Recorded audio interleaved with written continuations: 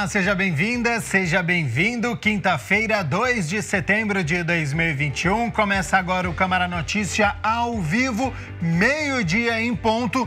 E eu estou esperando a sua participação, a sua mensagem no número do nosso WhatsApp, que é 19, é o nosso DDD 978293776. O número está aqui embaixo da sua tela. Lembrando sempre que você tem a opção de enviar esta mensagem com uma pergunta, uma dúvida, um elogio, uma crítica construtiva, o que você quer assistir aqui no nosso telejornal. E você tem a opção deste QR Code, olha só, estou apontando aqui para ele.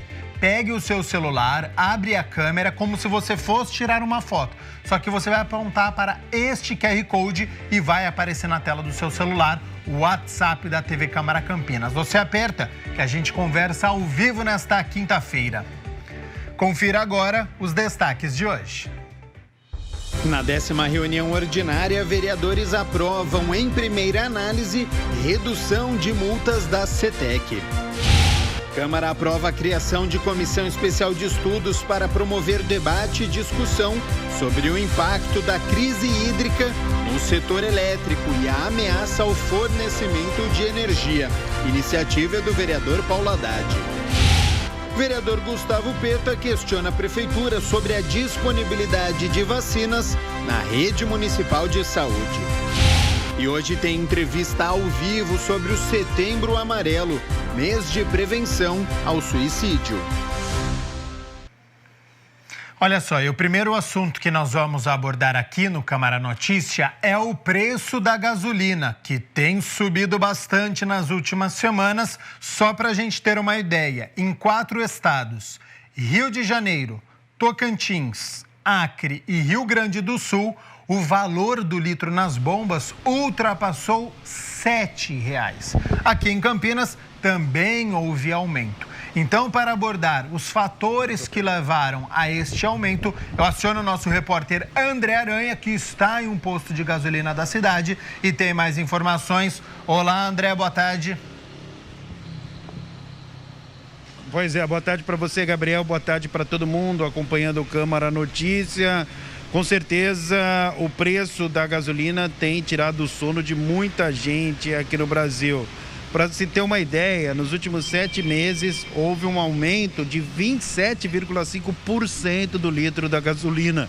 Então, quer dizer, realmente a situação é complicada, os donos de postos de combustíveis também estão no prejuízo, a situação realmente é muito complicada, muito delicada, principalmente para o pessoal que depende do combustível para trabalhar, como motoristas de aplicativo, mas enfim, para falar mais a respeito disso, o fato do real estar desvalorizado também está, de fato, acarretando uma crise nos postos e também para os consumidores.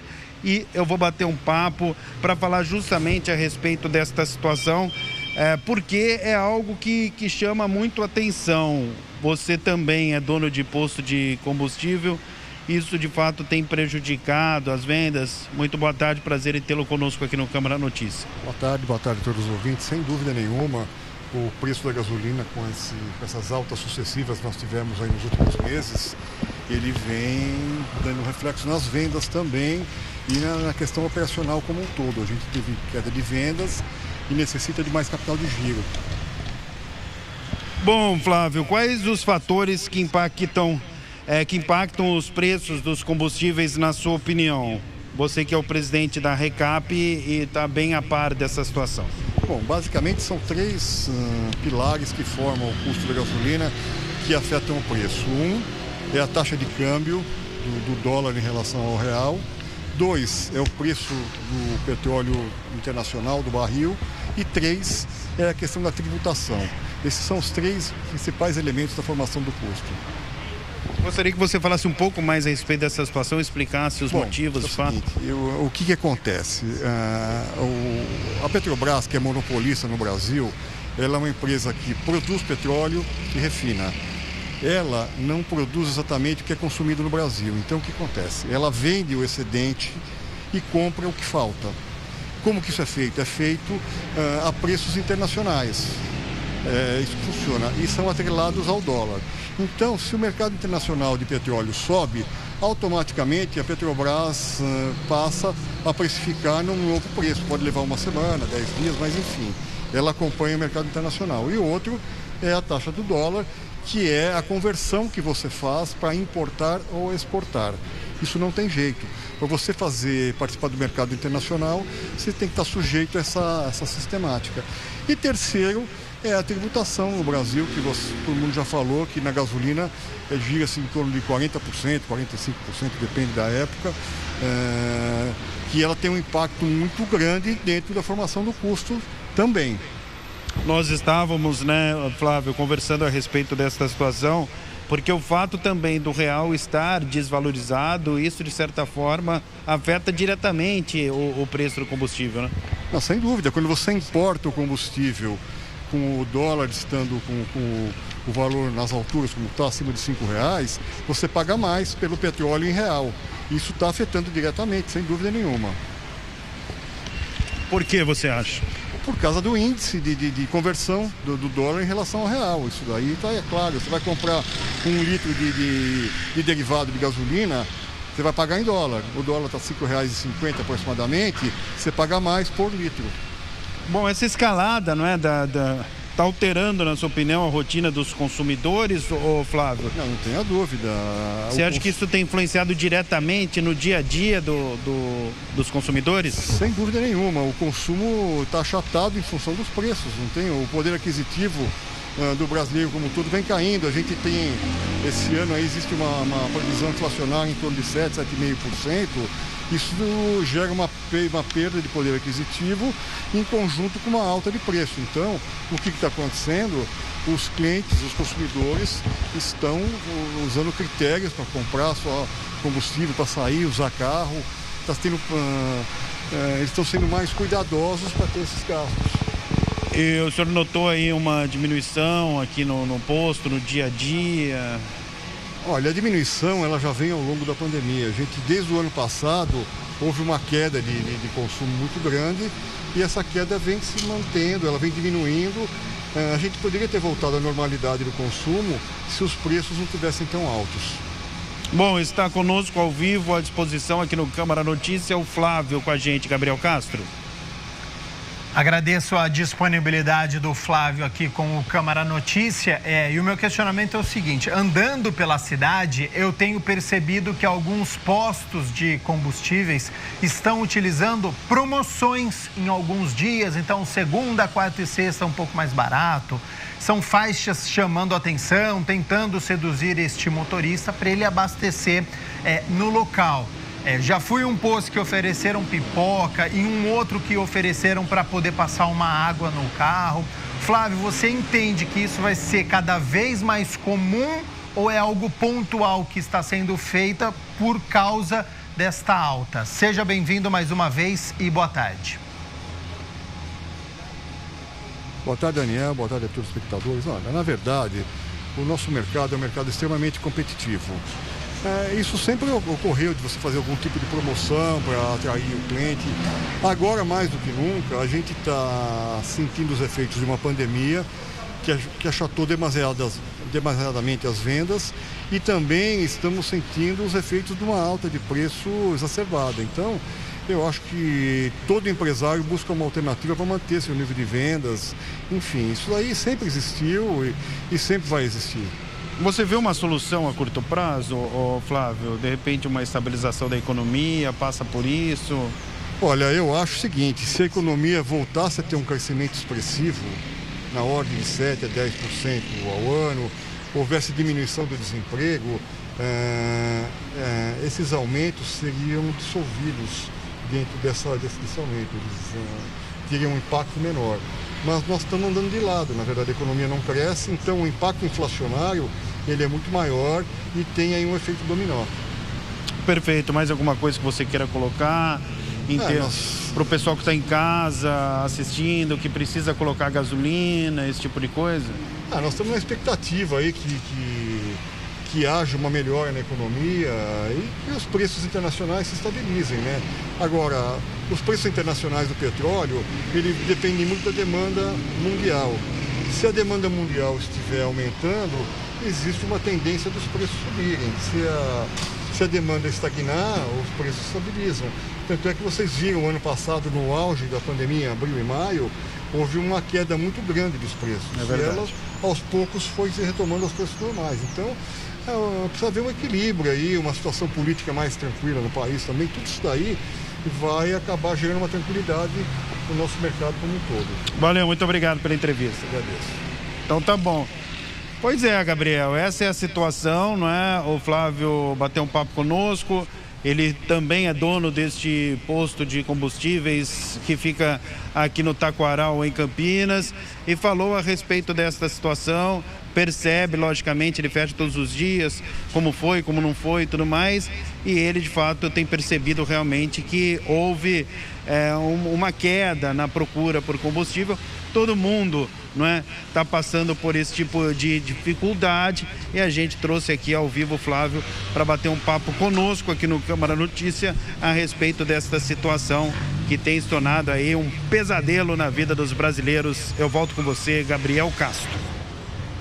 Sem sombra de dúvidas, né, André? Até porque a gente teve uma alta dos motoristas de aplicativo trabalhando, então o frete, tudo que depende, né, deste combustível, com a alta, isso repassa ao consumidor. Então, um assunto bastante pertinente. Agradeço ao André Aranha por todas as informações e também ao Flávio Campos, que é presidente do Sindicato do Comércio Varejista de Derivados de Petróleo aqui da cidade de Campinas. 12h13, hora de falar sobre emprego. Para você que está em busca de uma oportunidade no mercado de trabalho, confira agora as vagas disponíveis para a cidade de Limeira. Limeira tem vagas para auxiliar de fibra ótica, operador de prensa, operador de máquinas, motorista, meio oficial mecânico, faxineiro, encarregado líder, balanceiro fiscal, auxiliar de produção e empilhadeirista. Mais detalhes das vagas os interessados encontram no site www.limeira.sp.gov.br. Lembrando que você que é da cidade aqui de Campinas também pode conferir as oportunidades de emprego através do site cepat.campinas.sp.gov.br. Nesta quinta-feira, 234 vagas estão disponíveis. Então, você que quer mudar de área ou você que está buscando esta oportunidade, vá até o site do CEPAT. Lá você confere todas as oportunidades que estão para esta quinta-feira, o salário de cada vaga, o nível de escolaridade que está sendo exigido e também a sede da empresa, o bairro onde fica. Então, não perca esta oportunidade, 234 vagas só para a cidade de Campinas, através do site do CEPAT. Vamos fazer o seguinte, primeiro intervalo aqui no Câmara Notícia e na volta tem as notícias do Legislativo, já que ontem nós tivemos a 10ª reunião ordinária com muitas discussões e votações, foram 3 horas de reunião. Daqui a pouco tem entrevista sobre Setembro Amarelo, mês de prevenção ao suicídio, é importante falar sobre este assunto. Tem ainda as notícias da metrópole de Campinas, vamos repercutir aí a coletiva do governo do estado, tem o nosso quadro de saúde, tem muitos assuntos, não sai daí que o intervalo é rapidinho.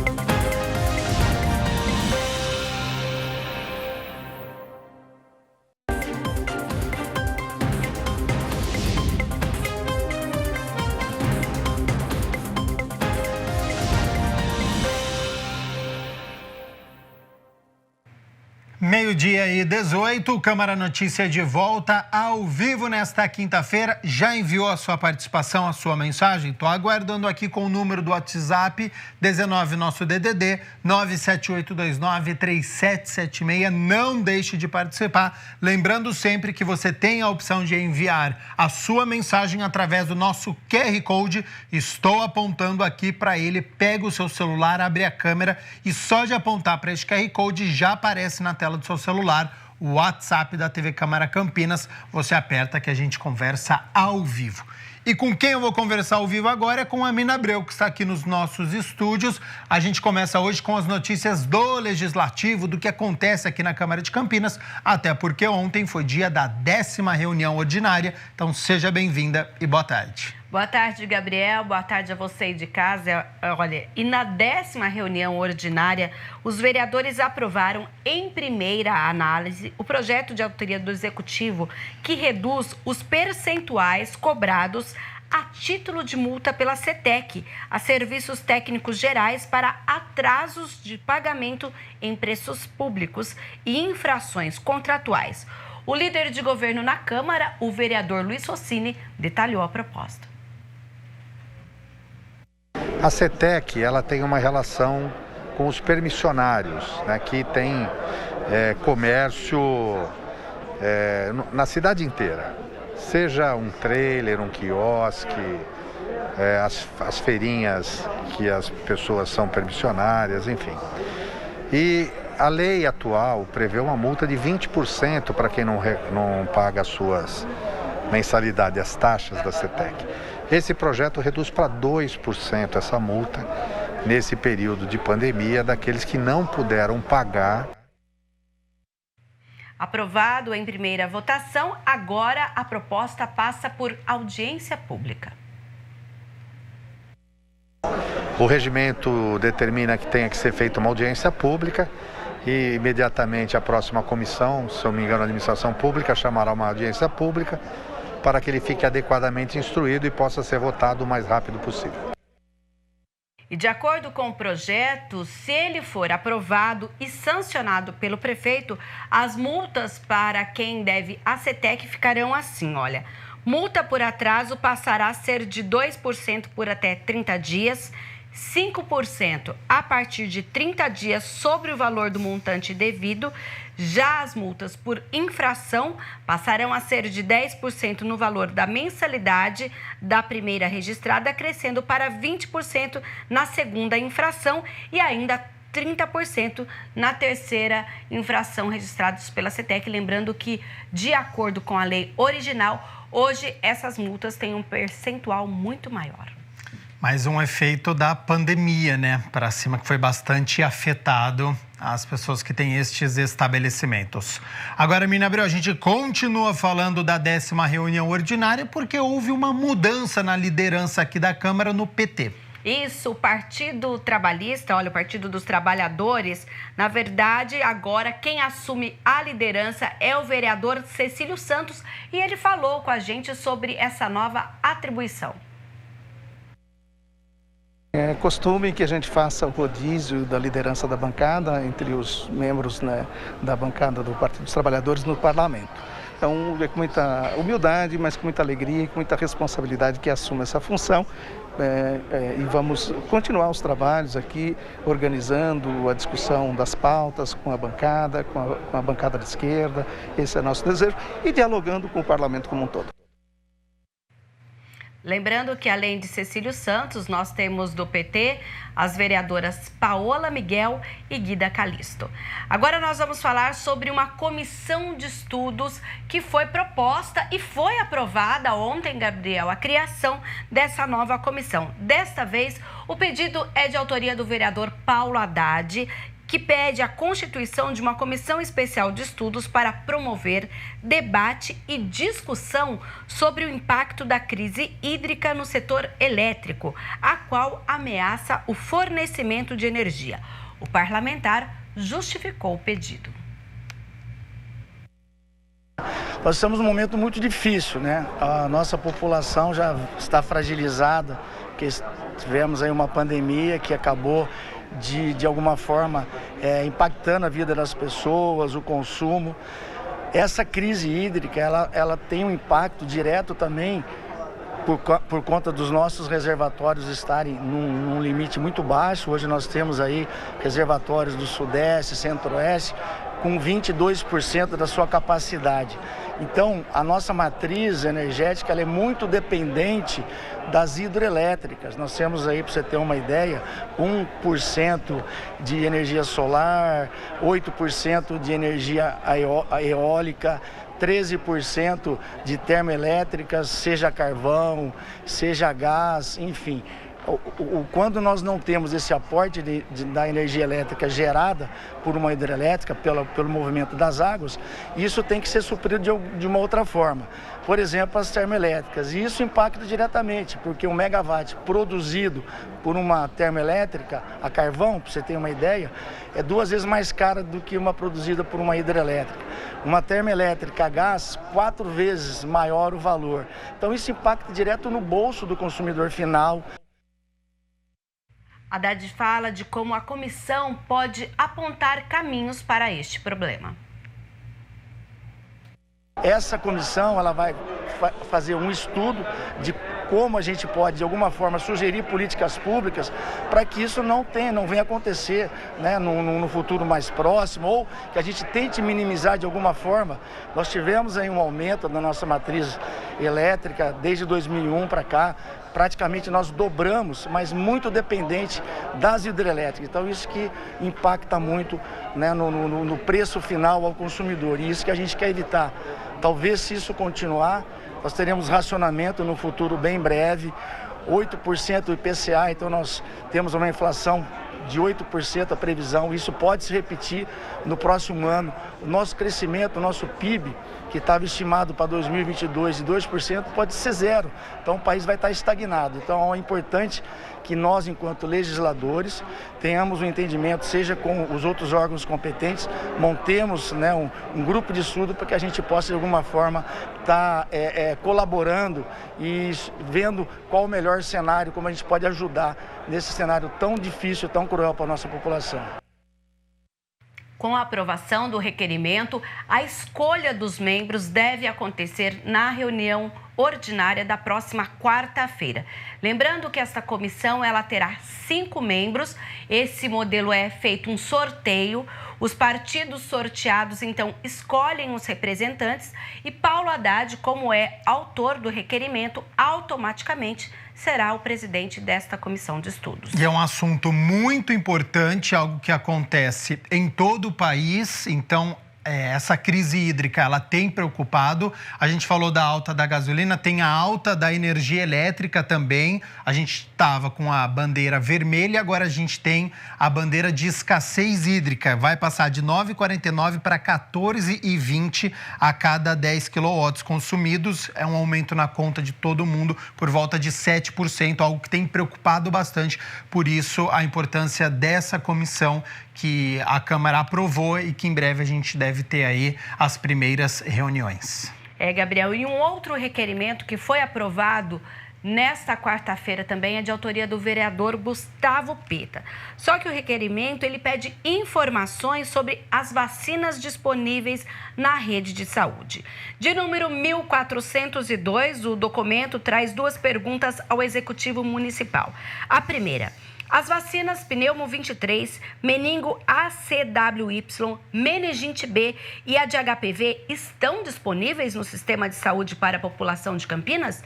E a segunda pergunta: pessoas em situação de doenças graves e que necessitam da vacina, como devem proceder? O parlamentar justifica a medida. Na verdade, eu fui procurado por alguns munícipes, algumas pessoas preocupadas com um determinado atraso em algumas vacinas na cidade. Não a vacina do Covid-19, que tem uma programação determinada pelo Plano Nacional de Imunização.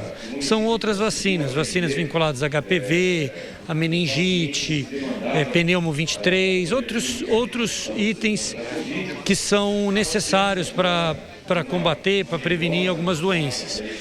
E então eu fiz um requerimento para saber como está o andamento disso, se há atraso na vacinação de algum desses itens, se todos estão sendo garantidos pelo Sistema Único de Saúde.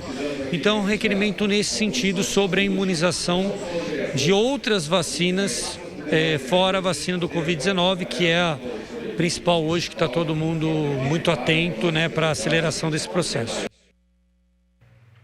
De acordo com o vereador, essas informações não estão disponíveis no site da Prefeitura. Nós não conseguimos encontrar essas informações através dos mecanismos de transparência da Prefeitura.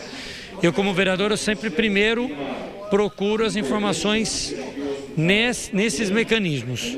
Quando nós não encontramos, nós passamos para o requerimento, que é um instrumento que o vereador tem e que o prefeito tem obrigação de responder em 15 dias, prorrogáveis por mais 15 dias, caso seja necessário.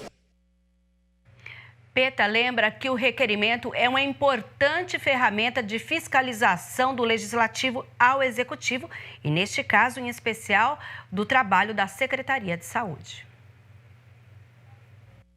O papel nosso, através de requerimentos, de reuniões, de discussões, é cobrar e fiscalizar a Secretaria Municipal de Saúde, que é quem tem a atribuição de garantir o bom funcionamento do Sistema Único de Saúde. É muito importante que todo esse plano de imunização ocorra, porque nós temos, evidentemente, a pandemia, que é o que mais nos preocupa hoje, mas existem inúmeras outras doenças, inúmeros outros vírus que estão aí também circulando pelo país e pela cidade, e em que a vacina é fundamental para combater e para prevenir diversos tipos de doenças. Agora, Mirna Abreu, além dessas discussões e votações que aconteceram na 10ª reunião ordinária, do trabalho do parlamentar deste requerimento que foi protocolado, nós temos aqui no Legislativo também o trabalho das comissões. E uma das que também se reuniu nesta semana é a Comissão dos Idosos, que é presidida pelo vereador Jair da Farmácia. Quem traz as informações é Viviane Novaes. Os membros da Comissão dos Idosos, Aposentados e Pensionistas se reuniram no plenarinho da Câmara. Presidida pelo vereador Jair da Farmácia, o tema da reunião foi a importância de valorizar a terceira idade. E o debate contou com a presença do advogado Luiz Leite de Camargo. A nossa sociedade, ela vai colocando ele à margem. Isso é ruim, porque tira a autonomia, tira a alegria e muitas vezes entristece e faz com que essa pessoa venha a ter alguns problemas, inclusive psicológicos, né? Então, mas isso já acontecia no passado e esse é o desafio, vereador Jair, vereador Marrom. Esse é o desafio dessa comissão no sentido de abraçar esses nossos cidadãos para que eles possam se sentir úteis, serão ouvidos. Durante a reunião, todos ressaltaram a importância do idoso se manter ativo. Igual no meu caso, eu não consegui ficar parado. Aí, ó. Eu tô trabalhando meio período na farmácia. Você vê, você não para. Não tem, é muito ativo. Tem atividade. O ser humano é muito ativo. Membro da comissão, o vereador Marrom Cunha também participou da discussão. Que a gente possa incorporar realmente os nossos desafios, né? Qualidade de vida, eu também já estou na fila, né? A gente fala que está na fila, né? Então, eu vejo assim, parte da educação, acho que é muito importante, porque são diferentes culturas. Abreu, por falar em trabalho das comissões, elas não param, porque nesta quinta-feira nós temos mais 2 reuniões e amanhã, antes do Câmara Notícia, também tem reunião. Hoje, logo mais, às 2h da tarde, quem realiza a reunião é a Comissão Especial de Estudos, com a finalidade de analisar e discutir o desenvolvimento do distrito do Campo Grande a partir das diretrizes aprovadas no plano diretor do município. Esta comissão, ela é presidida pelo vereador Cecílio Santos. E depois, às 4h30 da tarde, acontece também uma reunião de uma comissão especial de estudos. Dessa vez, a que tem a finalidade de elaboração de propostas sobre a desburocratização da administração pública no município de Campinas. Esta comissão é presidida pelo vereador Paulo Gaspar. Lembrando que as 2 reuniões são transmitidas ao vivo pela TV Câmara Campinas e amanhã a gente traz aí a repercussão de como foi o trabalho. E como o Gabriel disse, antes do Câmara Notícia, amanhã a gente tem logo às 10 horas a reunião da Comissão Especial de Estudos, que tem a finalidade de analisar e discutir a importância do Instituto Federal de São Paulo, Campus Campinas, para o desenvolvimento econômico e social da nossa cidade. Essa comissão ela é presidida pela vereadora Guida Calisto. A previsão é que essa reunião comece às 10 horas da manhã e vá até o 12h30 e logo em seguida, claro, a gente começa aqui com o Câmara Notícia trazendo as notícias do Legislativo. A reunião deve ir até o 12h e ao 12h30 deve começar então o Câmara Notícia com todas as informações e repercutindo as reuniões que acontecem aqui na Câmara.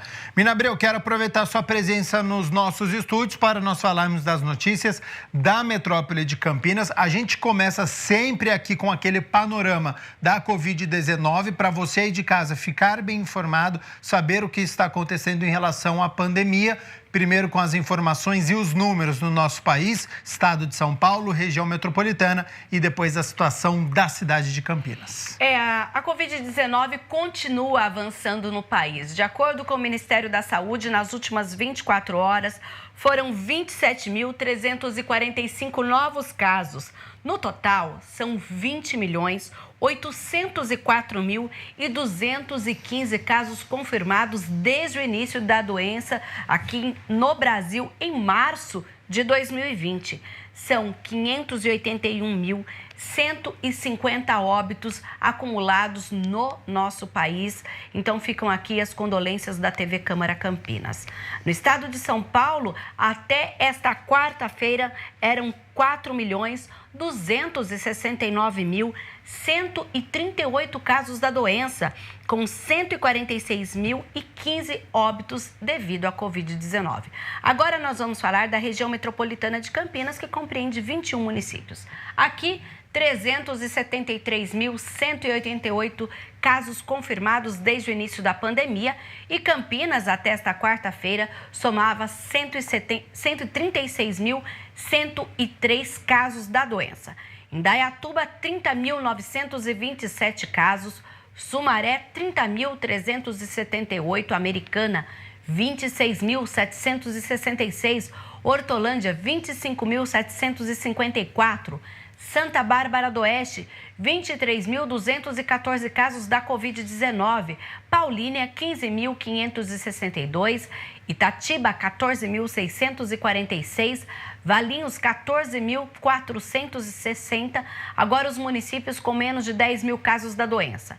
Vinhedo, na sequência, aparecem Cosmópolis, Montemor, Jaguariúna, Nova Odessa, Arthur Nogueira, Santo Antônio de Posse, Engenheiro Coelho, Pedreira, Morungaba e Olambra. Lembrando que a última atualização de Olambra aconteceu no dia 26 de agosto. E a última atualização na cidade de Campinas, dos casos confirmados, 202 pessoas testaram positivo para a doença, o que mostra que ela continua circulando pela nossa cidade. E quando a gente fala em óbitos na RMC devido à Covid-19, são 10.882 mortes confirmadas.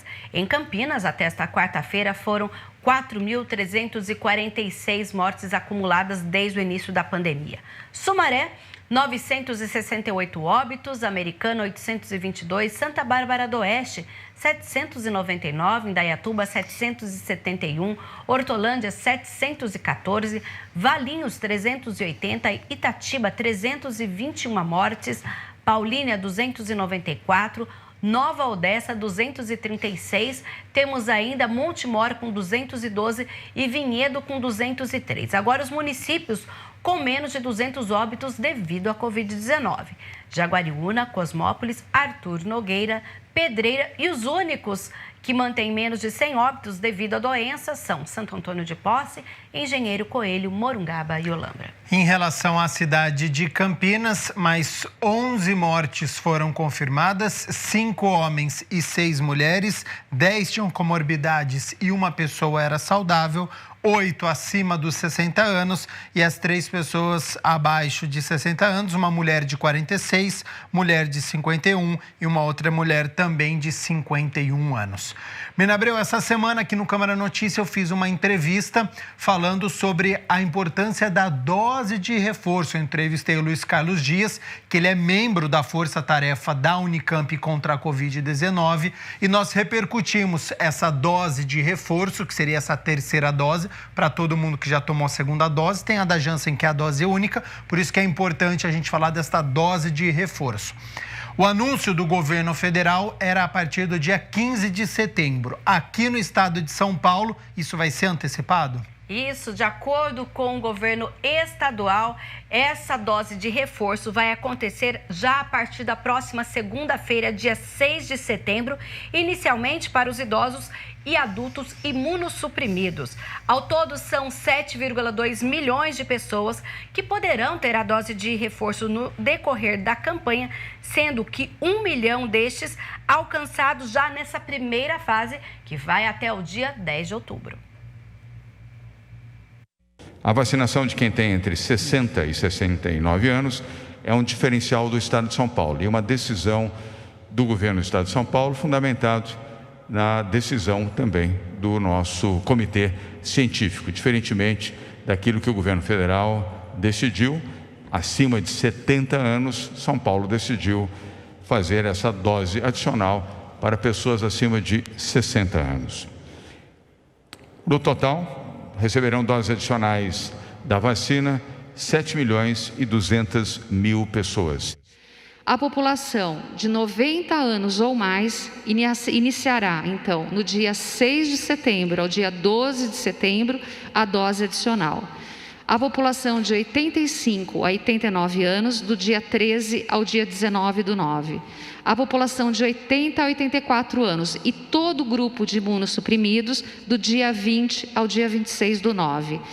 A população de 70 a 79 anos, do dia 27 do 9 a 3 do 10, e vamos finalizar com a população de 60 a 69 anos, do dia 4 de outubro a 10 de outubro. Então, nessa sequência, trabalhando sempre com aqueles que completaram o esquema vacinal há pelo menos 6 meses. E por que é muito importante esse calendário? Porque os municípios vão precisar olhar as carteiras vacinais e como isso está sendo distribuído no território.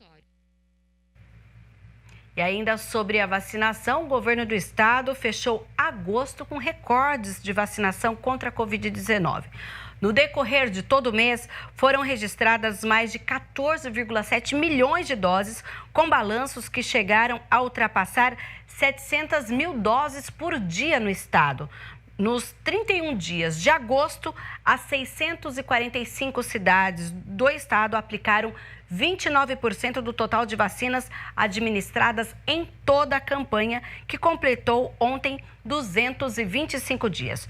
De acordo com o governo, 50% da população adulta já está vacinada. Com o total atingido de vacinação no esquema completo, e neste momento temos 51.390.196 doses de vacina aplicada. É o estado que mais vacina no Brasil e, como região, São Paulo vacinou mais do que muitos países do primeiro mundo. Isso é um orgulho para a ciência, a medicina e a saúde pública do Brasil e especificamente de São Paulo. Bom, Mirna Abreu, então a gente acompanhou o governador João Dória sobre este anúncio para o estado de São Paulo e a cidade de Campinas. Como ele disse aí, a Regiane disse, cada cidade vai adequar a sua realidade. E ontem mesmo a prefeitura já emitiu uma nota dizendo como será aqui na nossa cidade. Olha, Campinas vai ser aí, de acordo com o Departamento de Vigilância em Saúde, a vacinação vai começar pelos acamados e moradores em instituições de longa permanência. O reforço contempla as pessoas a partir de 60 anos que receberam a segunda dose há pelo menos 6 meses. Depois que esses grupos tiverem recebido essa dose de reforço, será então aberto o agendamento em ordem decrescente, conforme o que foi dito no Programa Estadual de Imunização. Ou seja, a ideia é atender aí até o dia 10 de outubro as pessoas com 60 anos ou mais. E de acordo ainda com o levantamento da Devisa, aqui na nossa cidade são 4.000 157 pessoas nesta faixa etária.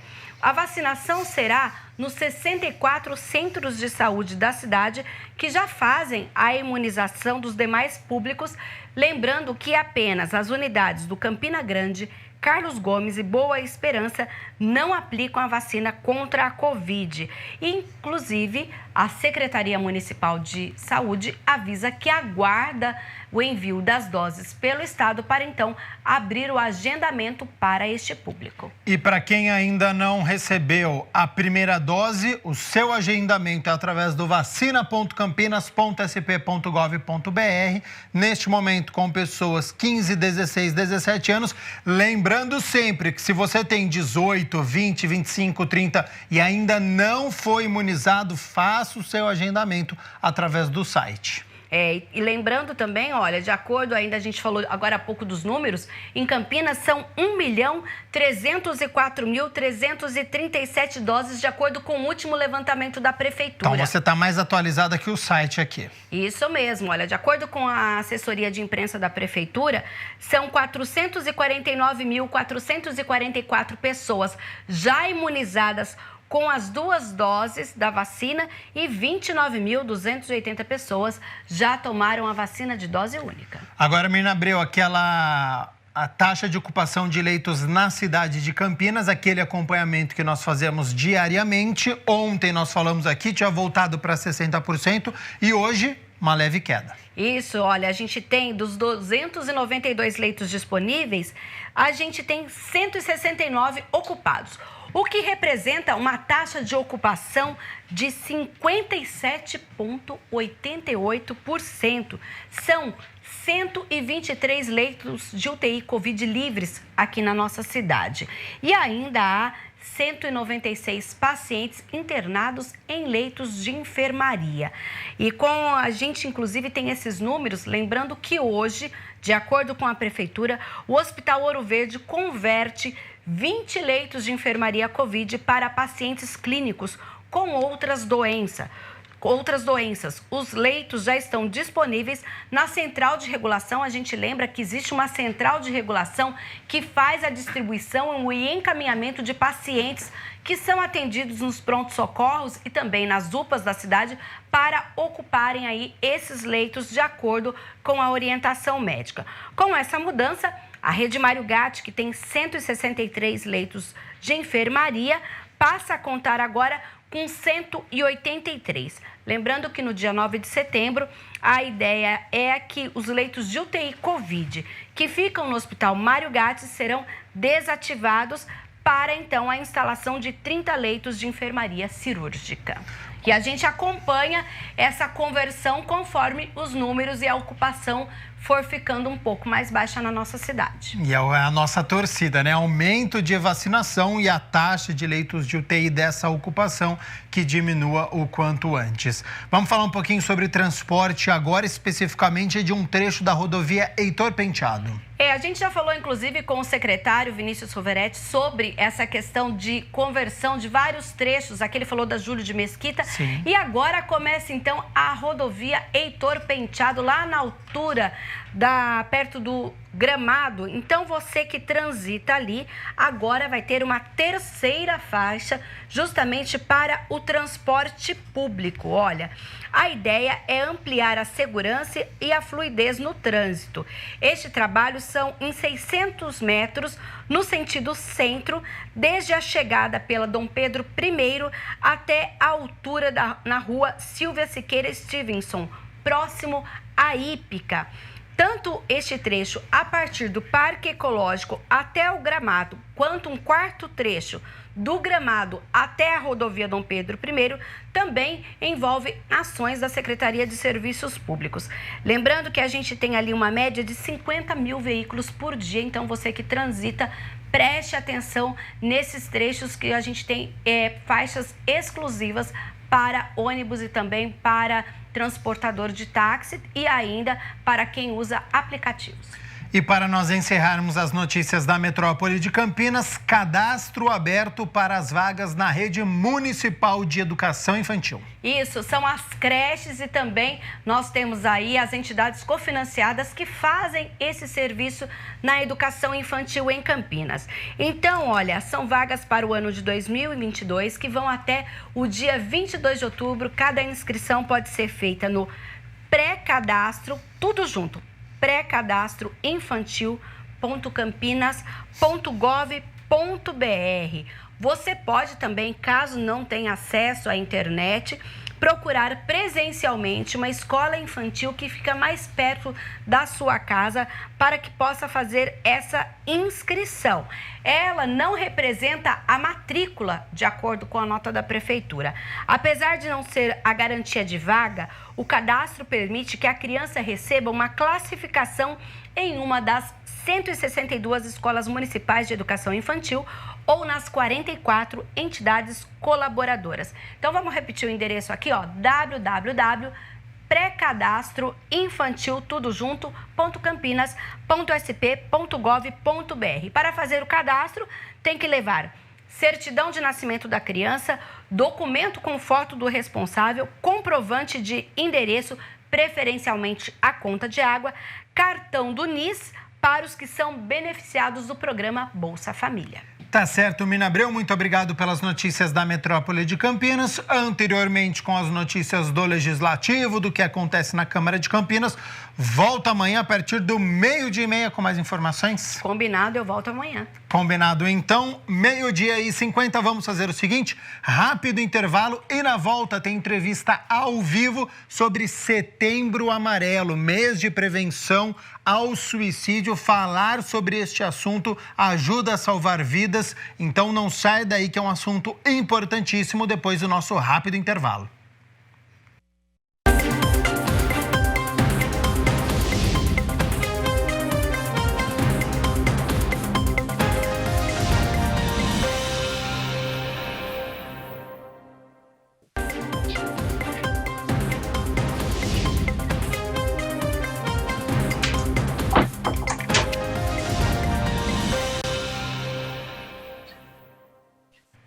Câmara Notícia de volta ao vivo nesta quinta-feira e olha só, nós estamos no mês Setembro Amarelo de prevenção ao suicídio. Cometer o ato não é uma escolha, não é um projeto, é um sintoma de uma doença que tem que ser tratada. O suicídio é fruto de uma dor psíquica insuportável e por isso a ajuda médica de especialistas que é fundamental. Alguns números da Organização Mundial da Saúde. A cada 45 minutos, uma pessoa comete suicídio. 90% dos suicídios poderiam ser evitados. E o suicídio é uma das 10 maiores causas de morte em todo o mundo.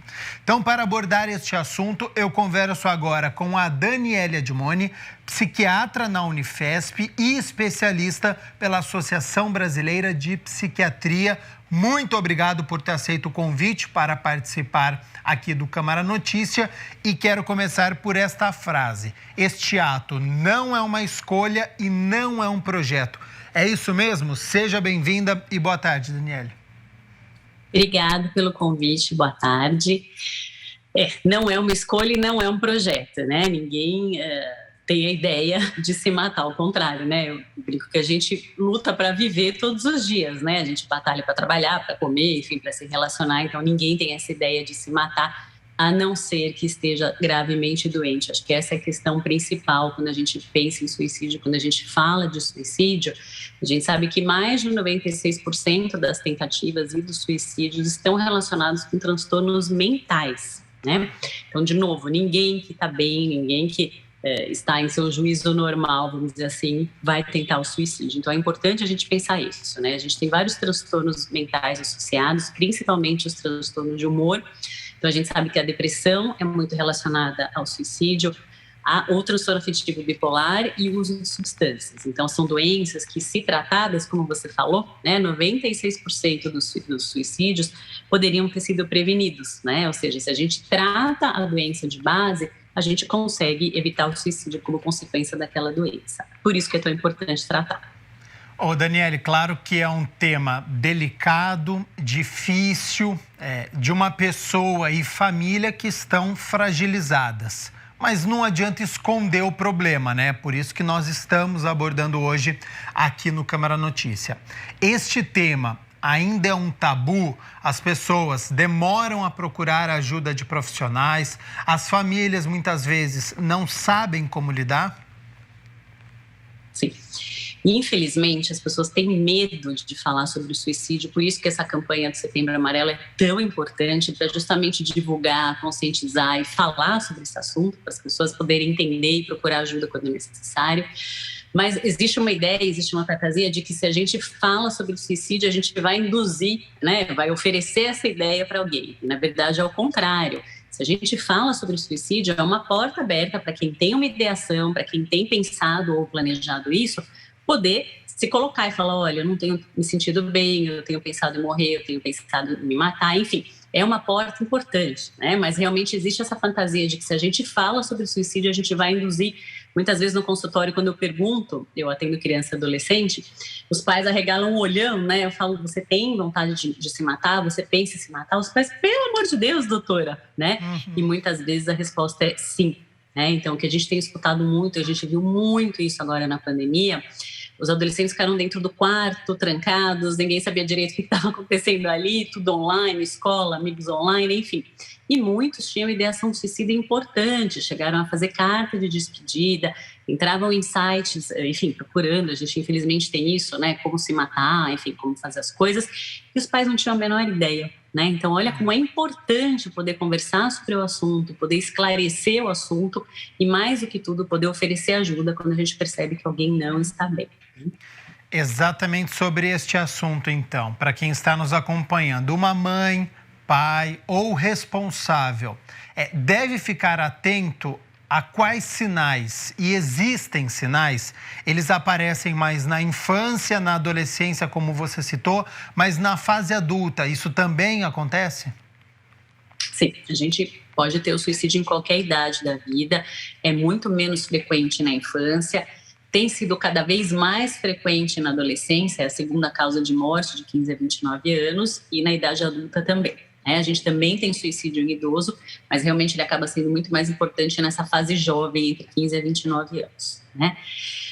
Na verdade, assim, a gente não tem sinais só da ideação suicida, né? A não ser que a gente encontre um bilhete, tem muita gente que deixa tudo organizado, organiza as contas, faz testamento, enfim, né? Deixa tudo pronto para quando partir. Mas, na verdade, é poder pensar numa etapa anterior, que é o que a gente falou, em transtornos mentais. Então, por exemplo, a gente vai pensar numa criança, num adolescente deprimido, né?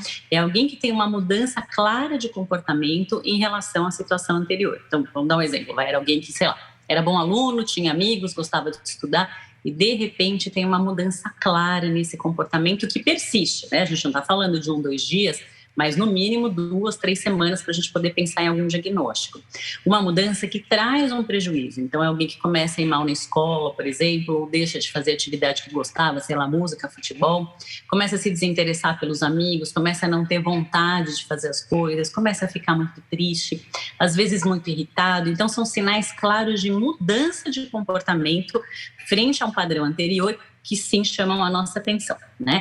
E é isso que a gente falou, essa questão, principalmente do adolescente, né, de ficar isolado no quarto, quanto mais longe, quanto mais distante, mais difícil é da gente acessar ele, né? Então é realmente importante que os pais realmente possam conviver com seus filhos. Eu não estou falando para ser invasivo, abrir a porta, xeretar a gaveta, nada disso, né? Mas conviver, conversar com os filhos, filho, tô vendo que você está mais quieto, mais triste, como é que tá na escola, você tem visto seus amigos, como é que você tem se sentido, né? A gente escuta muito isso de pais de filhos que acabaram cometendo suicídio, de uma sensação de que os filhos tentaram várias vezes falar com eles e não conseguiram, né? Ah, peraí que eu tô trabalhando, peraí que eu tô ocupado, realmente nós temos todos uma vida ocupada, mas é muito importante que a gente abra esse espaço, principalmente para que nossos adolescentes e adultos possam falar com a gente. Dar essa atenção, esse carinho e estar sempre aberto, né? Este diálogo, essa comunicação. Então, isso realmente é muito importante. Para quem está nos acompanhando, pai, mãe, responsável, percebeu algum sinal que foi citado agora aqui, Que profissionais que ele deve buscar? O que é o primeiro caminho? Ele percebeu, bom, tem um filho, tem um sobrinho, alguém que eu conheço que está mais ou menos nessa situação há várias semanas, parece estar deprimido. O que ele tem que fazer? Precisa procurar um profissional de saúde mental, né? De preferência um psicólogo. Então, algumas vezes em casos leves de depressão só a terapia funciona, ou um psiquiatra, um médico psiquiatra, né? Mas a ideia é sempre essa, é de procurar ajuda, porque muitas vezes as pessoas identificam os quadros, mas não sabem onde ir, não sabem o que fazer, ou pior, existe um preconceito, né? As pessoas falam, psiquiatra é médico de louco, eu não vou levar de jeito nenhum meu filho, meu sobrinho no psiquiatra, né? E infelizmente que a gente vê que o quadro vai evoluindo e acaba acontecendo uma desgraça, uma tragédia. Isso, né? você então, a ideia ouve é sempre ainda? evitar isso. O tempo todo. Eu brinco que eu venho depois do padre, né? As pessoas vão em todos os especialistas médicos, depois vai no padre, vai no terapeuta, não sei o quê. Daí quando não tem mais para onde ir, fala, bom, agora eu vou ter que ir no psiquiatra.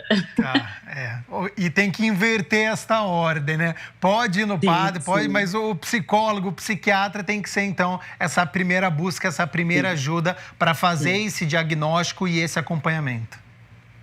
Sim, sem dúvida, né? Nós somos as pessoas habilitadas para isso, porque isso também é importante, né?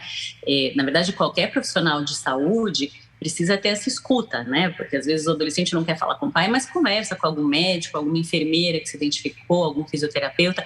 Então é importante que aquele profissional saiba o que fazer, né? Tem coisa que não é tão importante, tem coisa que é muito importante, que realmente precisa ser encaminhada logo para acompanhamento, para uma avaliação. E, Daniele, esse cuidado com o ser humano, ele não acontece só no lado mental, tem outros aspectos do lado físico? Você diz em relação ao quê? A depressão, ao suicídio? Quando você está fazendo este cuidado com este jovem, você trata apenas a parte mental ou tem diversos aspectos para você poder identificar e para você poder trabalhar com o jovem?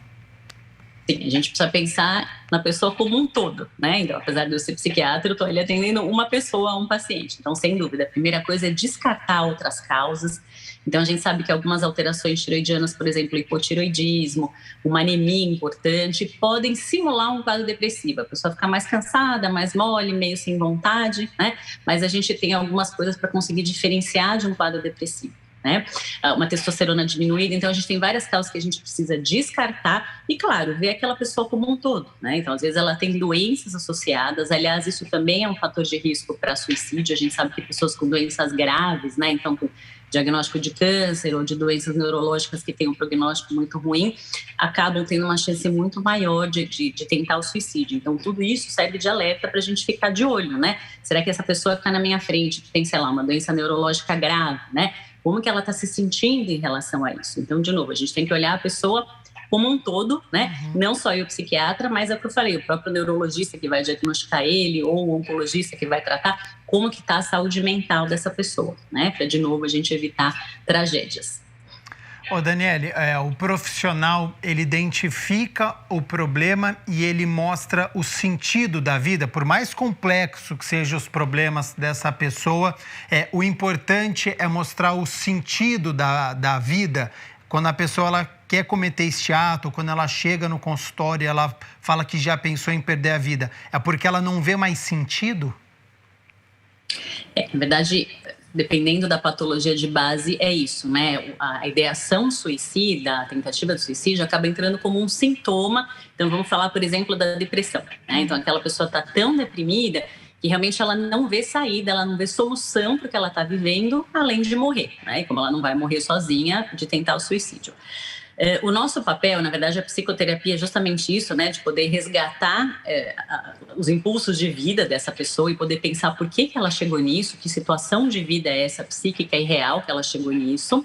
E o meu papel como psiquiatra, como médica, é justamente diminuir esses sintomas depressivos, né? Então, na medida que a gente diminui os sintomas depressivos, a gente melhora o quadro depressivo, a ideação suicida, a vontade de se matar automaticamente melhora. Então, isso é o nosso primeiro objetivo, é esse, né? É garantir a segurança daquela pessoa, tanto que muitas vezes a gente acaba orientando a família, né? Então, quando a gente pega alguém que tem uma ideação suicida, mas não está tão grave a ponto de ser internado, a gente orienta a família, né, para tomar muito cuidado, por exemplo, com medicação. Eu sempre falo que remédio não é para ficar solto por aí de jeito nenhum, né?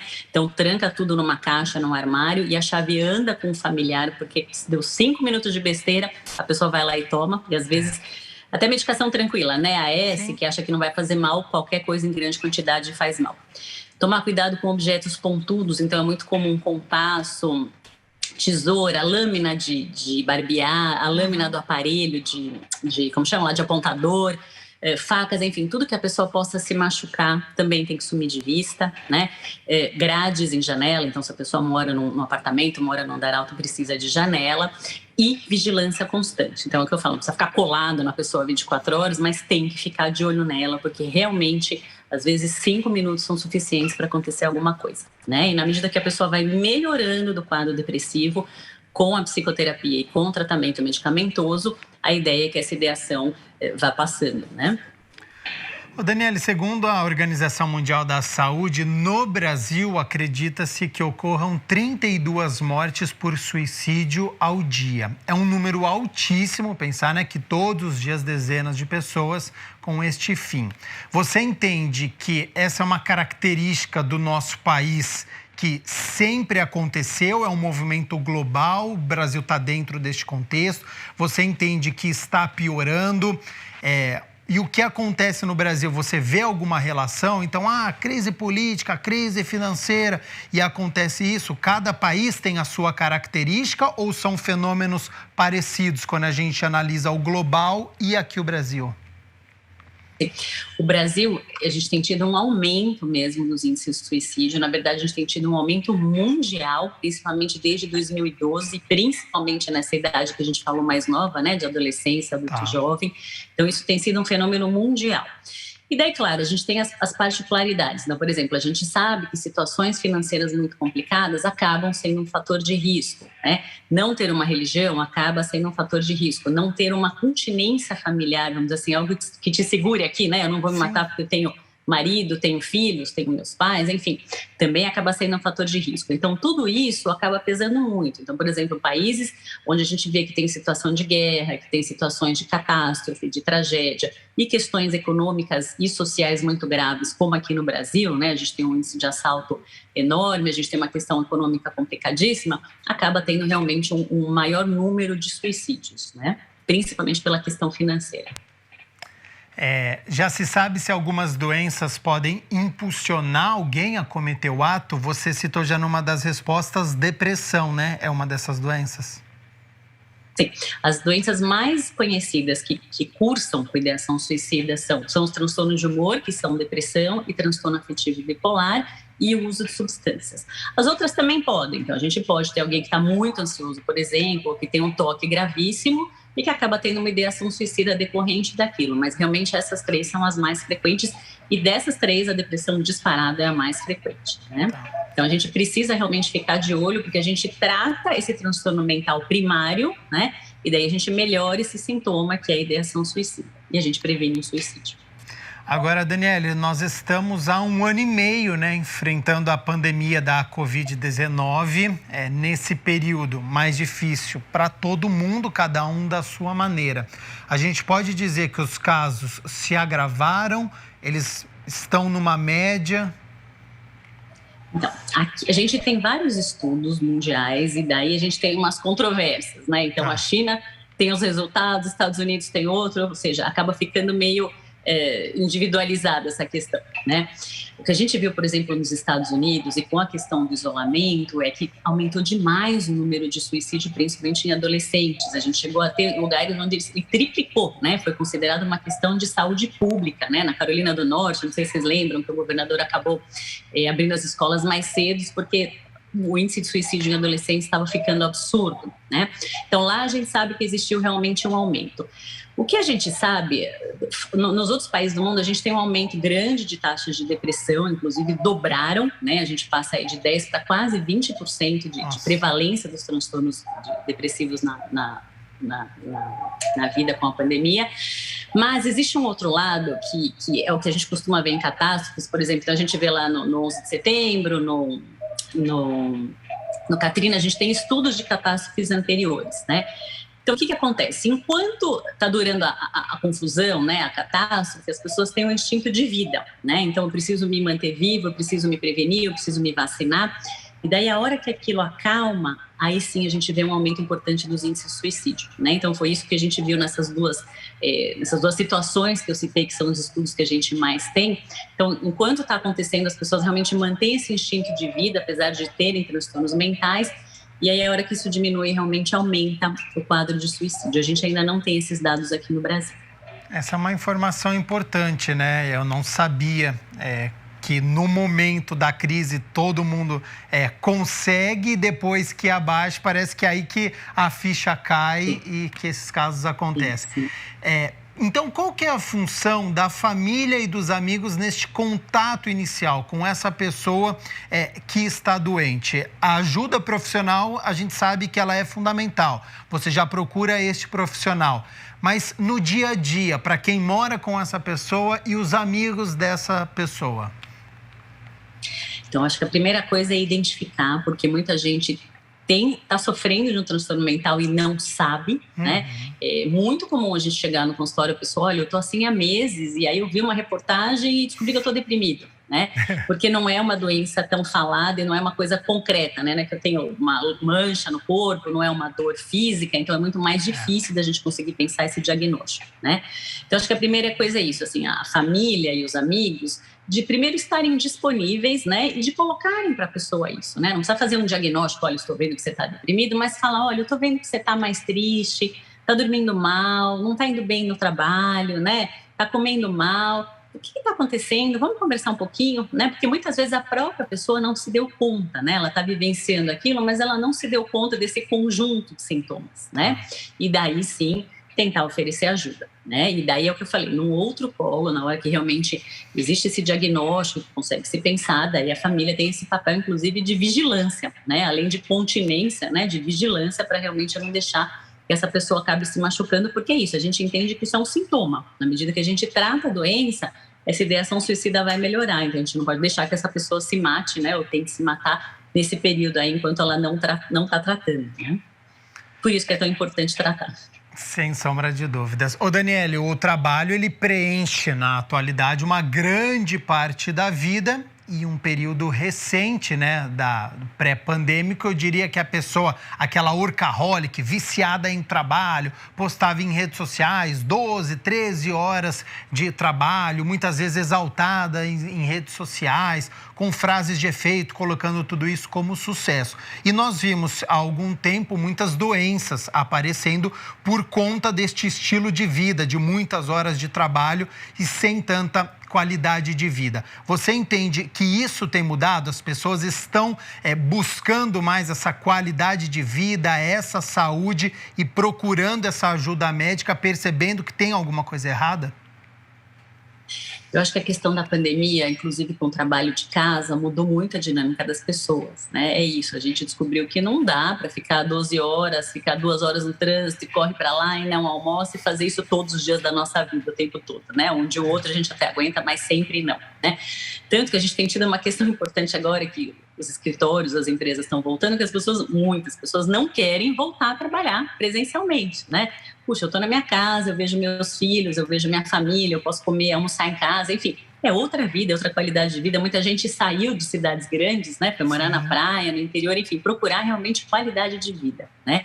Então, acho que essa questão da pandemia trouxe vários questionamentos que a gente talvez tinha, mas não colocava em prática por conta do piloto automático, né? Eu preciso trabalhar, eu não tenho opção, né? E agora a gente descobre que existem sim opções, né? Então, muitas empresas estão sendo procuradas justamente por isso, né? Por terem essa flexibilidade. Vai trabalhar uma vez por semana presencial, o resto você pode ficar onde você quiser, enfim, né? Você faz seus horários, então assim, isso acaba sendo uma vantagem importantíssima realmente para as pessoas poderem ficar na sua casa e mais do que na sua casa, com seus familiares, né? A gente começou a escutar, puxa, eu nunca tinha acompanhado a aula do meu filho, eu nunca tinha visto meu filho almoçar porque eu trabalho o dia inteiro, meu filho está na escola o dia inteiro, enfim, coisas que na verdade a gente precisa fazer, mas que acabaram sumindo no dia a dia. Né? Então esse convívio familiar, quando não deu tudo errado, né? Porque a gente viu várias famílias aí, divórcio, violência familiar e tal, mas pensando num outro polo, acho que se reconstruiu toda uma dinâmica familiar e que as pessoas não querem mais perder agora, retornando ao trabalho presencial. né? Então, sem dúvida, estamos totalmente diferentes de quando entramos na pandemia. Daniele Adimoni, psiquiatra na Unifesp, especialista pela Associação Brasileira de Psiquiatria, muito obrigado pela disponibilidade do seu tempo aqui com o Câmara Notícia. Todas as informações que você passou para a gente, de grande valia. Eu reforço aqui, não é um assunto fácil, é um assunto delicado, mas que precisa ser abordado, precisa ser tratado para a gente poder não esconder, porque isso tem uma consequência. Já fica o convite aqui para uma próxima oportunidade, para a gente poder voltar a conversar sobre este assunto, e fique à vontade aí para suas considerações finais. Bom, primeiro, obrigada de novo pelo convite. Eu acho que é super importante realmente que se fale sobre esse assunto. A ideia é que as pessoas divulguem, ventilem esse assunto bastante, não só agora no mês de setembro, né? Me dá uma pena porque é agora e depois some, né? Porque é isso, a gente está falando de uma questão absolutamente prevenível, né? 96%, imagina, quase 100% dos suicídios podem ser prevenidos se a gente tratar esses transtornos mentais, né? Então, assim, eu acho que é importante que as pessoas procurem acompanhamento, olhem para o lado e vejam as pessoas que não estão bem. Eu vejo de vez em quando as pessoas, inclusive, postando no Facebook, né? Eu fico assustada, eu falo, gente, no Face, né? A pessoa não tem um amigo para falar, não estou me sentindo bem, quero me matar, enfim, né? Então, assim, de poder realmente oferecer ajuda, e ajuda é isso, né? Além de estar junto, de realmente procurar um profissional de saúde mental que vai saber o que fazer com esse caso, né? Porque não é que a pessoa simplesmente queria se matar e tudo bem, não tinha o que fazer, não, né? Quase 100% das vezes a gente pode evitar isso, e é uma tragédia para todo mundo, né? Para a família, para o profissional que atende, e obviamente ninguém quer que ninguém se mate. Então, assim, é uma coisa prevenível e cabe a todos nós pensar um pouco e circular esse assunto sem nenhum tipo de preconceito. Obrigada pelo convite mais uma vez e à disposição para quando vocês precisarem de novo. Uma curiosidade / dúvida que me surgiu agora, Daniele, meninos e meninas acomete da mesma maneira ou tem uma diferença? Então, a gente sabe que no gênero feminino, as mulheres, as meninas tentam mais suicídio, fazem mais tentativas de suicídio, mas sem sucesso. Então, são tentativas menos agressivas, menos violentas. Então, é muito comum tomar medicação, se cortar, enfim, fazer coisas que não são tão agressivas. Já os homens, eles tentam menos, mas eles conseguem efetivar, eles realmente se suicidam muito mais, até às vezes 3 vezes mais do que as mulheres, porque normalmente são tentativas mais agressivas, né? Então, sei lá, pular de janela, tiros, enfim, coisas muito mais graves e eficazes, entre aspas, né? Então é isso, as mulheres tentam mais, mas os homens acabam realmente cometendo mais suicídio de uma maneira mais grave. Tá certo, então informações importantes. Daniele, muito obrigado e até uma próxima oportunidade. Obrigada a vocês, até. Assunto importante, né? Nós estamos dando início, então, a esta campanha do mês de prevenção ao suicídio, bastante abordado agora no mês de setembro, mas durante todo o ano este cuidado precisa permanecer com você, pai, mãe, responsável, sempre procure uma ajuda médica. Vamos continuar falando sobre saúde, mas agora sobre herpes zoster. É uma doença infecciosa causada pelo mesmo vírus da catapora e que pode voltar a surgir durante a idade adulta. Sobre os cuidados, sintomas e tratamento, acompanhe tudo a partir de agora.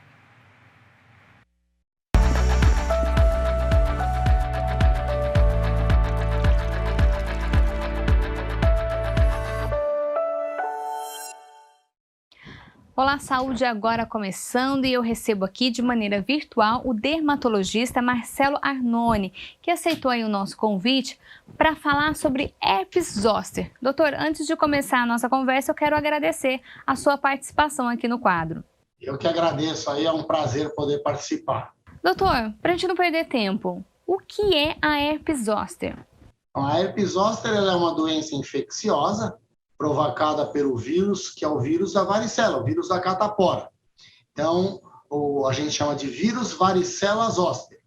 Esse vírus, geralmente, o indivíduo já tem ele no seu organismo, e quando ocorre a manifestação do herpes zoster, é porque esse vírus está sendo reativado. É uma reativação do vírus que estava lá dormente, quietinho no organismo do indivíduo. O senhor falou em manifestação aí da doença. Quando que começa a ter essa manifestação? Então, as pessoas que têm a doença, né, que têm o herpes zoster, elas referem que no lugar que vai aparecer as bolinhas, a pessoa começa a sentir um desconforto. A pele fica sensível demais, começa a ter um pouco de dor. Nesse lugar, geralmente é um trajeto linear, né, como se fosse uma disposição em faixa. Nesse local aparece vermelhidão. Logo depois, horas depois, o mais frequente é o que a gente observa, é isso, que horas depois aparecem pequenas bolinhas em cima daquela área avermelhada. E essas bolinhas são vesículas transparentes, uma do ladinho da outra, que é o característico do que a gente chama de arranjo herpético, né? Então aparecem bolinhas na pele, acompanhadas, né, sobre uma área avermelhada, que causam desconforto, que causam dor. E o mais comum é aparecer a distribuição em faixa e no tronco, mas pode aparecer em qualquer parte do corpo. E dói muito, doutor? Coça, incomoda? Como que é? O paciente queixa de dor ou uma queimação, isso é variável de indivíduo para indivíduo. É muito raro ela ser assintomática, o paciente não sentir nada. Agora, a dor varia desde quadros leves até dores bem intensas, que o paciente fica limitado até para se movimentar de tanta dor. E essa é uma doença que manifesta em criança, jovem ou apenas na vida adulta? O mais comum na história dessa doença é você ter na infância a catapora, aí a catapora melhora sozinha ou com algum tratamento que a pessoa faça, o vírus fica lá dormente, geralmente ele fica quietinho, dormente, numa terminação nervosa. E quando ele volta a se manifestar, quando ele reativa na forma do herpes zoster. E aí o mais comum a gente ter nas pessoas com mais de 60 anos. Pode ocorrer fora dessa faixa etária, em adultos, por exemplo, mas o mais comum é ocorrer nas populações com mais de 60 anos. Provavelmente porque esses indivíduos, só pela faixa etária mais avançada, já têm uma diminuição na imunidade, no sistema imune, no sistema de defesa do organismo. É o que eu ia perguntar para o senhor. Baixou a imunidade, é aí que o vírus pode voltar? Exatamente, Viviane. Quando baixa a imunidade, diminui a defesa do organismo, você favorece com que o vírus volte a se multiplicar. E aí ele se manifesta com essas lesões na pele, que podem ou não ser acompanhadas dessa dor intensa. Essa dor pode ser só durante o surto, ou eventualmente cicatriza a pele depois de umas 2 semanas e continua essa dor ainda perseguindo o paciente. Essa é uma doença fácil de ser diagnosticada ou pode ser confundida com uma outra? Na grande maioria das vezes, um médico de urgência, ele tem condições de fazer o diagnóstico. O que vai ajudar o médico a fazer o raciocínio para fazer esse diagnóstico clínico? Esse quadro de dor, né? Então, o aparecimento de manchas avermelhadas que logo depois são encimadas por essas vesículas e a distribuição em faixa. Então, essas características permitem que o médico faça o diagnóstico. E aí, então, geralmente, o diagnóstico é clínico, você não precisa lançar mão de nenhum exame. Você faz o diagnóstico clínico e já inicia o tratamento. E como que é o tratamento? O tratamento ele é feito com medicações por via oral, que tem ação antiviral. O mais famoso desses medicamentos é o aciclovir, mas existem outros, como o valaciclovir e uma série de outros. Então, que você diagnosticou a doença, você viu as bolinhas, você sabe, né? Nós médicos sabemos que quando tem bolha na pele, é porque o vírus está se multiplicando. Então, a ideia é usar o antiviral para frear essa multiplicação. Doutor, tratei, curei, daqui a uns anos, posso ter de novo a doença? O herpes pode voltar, o herpes zoster pode voltar novamente, geralmente nessas condições que a imunidade baixou novamente. Por isso que existe uma das formas de você prevenir que isso volte é a vacina. Hoje existe vacina para o herpes zoster. Essa vacina está indicada para indivíduos de 50 anos ou mais que não tiveram ainda o herpes zoster, ou para aqueles que já tiveram herpes zoster, a gente recomenda que o indivíduo espere 6 meses e aí ele pode tomar a vacina. O senhor falou aí que é um vírus. Com isso, ele pode ser contagioso? Tanto a varicela, quando a gente tem na infância ou quando adulto jovem, a gente sabe que você pode passar o vírus principalmente por via aérea. Quem tem o herpes zoster também tem o vírus se multiplicando no organismo e ele pode transmitir esse vírus por via aérea. Então, o que poderia prevenir essa transmissão de indivíduo para indivíduo seria a própria precaução que já se faz hoje para a Covid, né? Usar máscara, de preferência aquelas que têm uma proteção melhor, a máscara cirúrgica ou aquela N95, que é ainda melhor, e evitar lavar a mão, passar álcool gel, porque dessa forma você vai fazer com que o vírus que está se multiplicando no seu organismo não seja eliminado por via aérea e atinja outras pessoas. E doutor, apareceu lá as manchas, as bolinhas, mesmo que não esteja doendo tanto, é bom procurar um médico, né? Nada de se automedicar, passar uma pomadinha ali. Porque assim, o ideal é você procurar um médico, porque ele vai avaliar se é ou não herpes zoster e qual o melhor tratamento. Às vezes o uso de um medicamento local, ele não resolve o problema e ele ainda faz com que a doença se modifique, atrapalhe o diagnóstico. Então, a gente recomenda que se evite ao máximo a automedicação. E precisa fazer o tratamento corretamente, porque ela pode vir a piorar essa doença? Quando o ideal, como a gente sabe que a vesícula, o aparecimento das bolinhas, estão informando que o vírus está se multiplicando no organismo, essa é a hora de, quanto antes você começar o tratamento, por menos tempo você vai ter a doença, né? Porque geralmente do aparecimento das bolinhas até a cicatrização vão 2 ou 3 semanas. Se você tomar o remédio prescrito pelo médico, você tende a encurtar esse tempo e ter menos manifestações, como dor, esse desconforto que a gente comentou, né? E tem cura? Curar de dizer que o indivíduo nunca mais vai ter, não. Você consegue diminuir a multiplicação do vírus, mas ele vai continuar ali na terminação nervosa. Ele pode, eventualmente, voltar a se multiplicar e voltar a dar a manifestação do herpes zoster. Mas a gente recomenda tratar porque diminui um pouco a chance do problema voltar no futuro. O senhor falou aí para se prevenir, né? O que a gente já está fazendo hoje em dia. Álcool em gel, máscara, ter todos esses cuidados. A alimentação também ajuda para não baixar a imunidade? Porque assim, como a multiplicação do vírus ocorre numa condição de baixa do sistema imunológico, quanto mais saudável for a vida do indivíduo, mais forte estará o seu sistema imune. Isso tanto no que diz a ter uma vida, evitar o estresse, o que nem sempre é possível, né? Mas, por exemplo, alimentação saudável. A gente sabe que se o indivíduo tem uma dieta balanceada, se ele come fruta, verdura, tem uma fonte de proteína adequada, ele está mantendo o seu sistema íntegro, né? Ele está favorecendo com que o seu sistema imune fique trabalhando bem.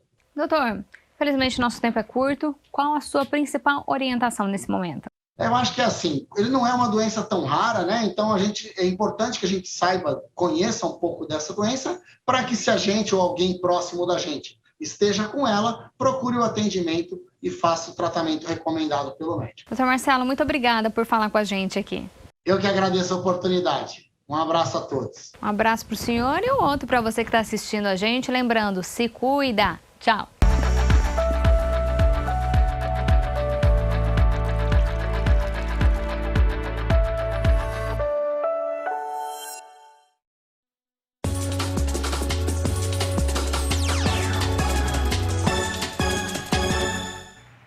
Hora de nós falarmos dos Jogos Paralímpicos de Tóquio e o Brasil segue dando show, viu?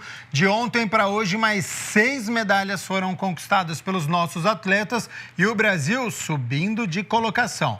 O quadro já está aqui na minha tela, olha só, a China permanece na primeira colocação de forma disparada, são 77 medalhas de ouro, 46 de prata, 44 de bronze. No total, a China tem 167 medalhas. Mudança, hein? A gente estava falando ontem dessa disputa muito bacana pelo segundo lugar. A Grã-Bretanha reassume a segunda colocação, chegou com 34 medalhas de ouro, 27 de prata, 35 de bronze, totalizando 96. Agora o Comitê Olímpico Russo, lembrando sempre da punição aos atletas da Rússia que não podem disputar com a bandeira do país, portanto, representando este Comitê Olímpico, 32 medalhas de ouro, 23 de prata, 42 de bronze, no total 97. Lembrando que o primeiro critério de desempate é o número de medalhas de ouro, por isso que o Comitê Olímpico Russo tem uma medalha a mais, mas no número de ouros a Grã-Bretanha fica na segunda colocação. E olha o Brasil em top 6, o objetivo era top 10, Brasil neste momento top 6 com mais medalhas em relação à disputa aqui no Rio de Janeiro em 2016, então grande campanha, 19 medalhas de ouro, 13 medalhas de prata e 22 medalhas de bronze, no total 54 medalhas para os nossos atletas aqui do Brasil.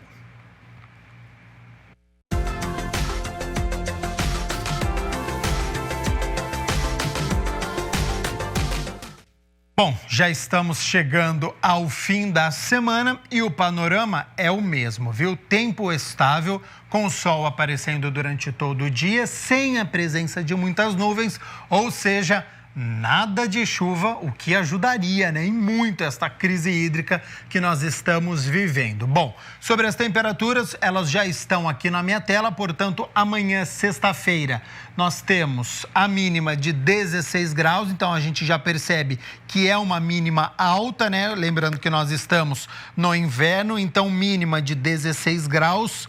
E a máxima podendo chegar aos 30 graus aqui na cidade de Campinas. É a previsão do tempo para esta sexta-feira que você acompanha aqui no Câmara Notícia.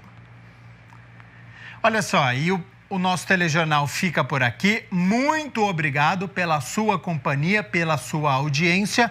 Lembrando, que daqui a pouco, às 2h da tarde, você confere reunião da Comissão Especial de Estudos que analisa o desenvolvimento do Distrito do Campo Grande. Um pouco mais tarde, a partir das 4h, você acompanha mais reunião aqui na TV Câmara Campinas.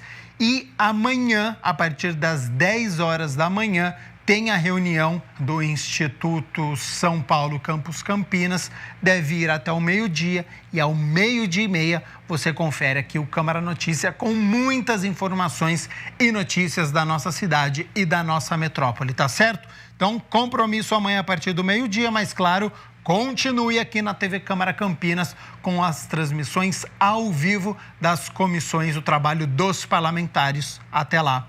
Tchau, tchau.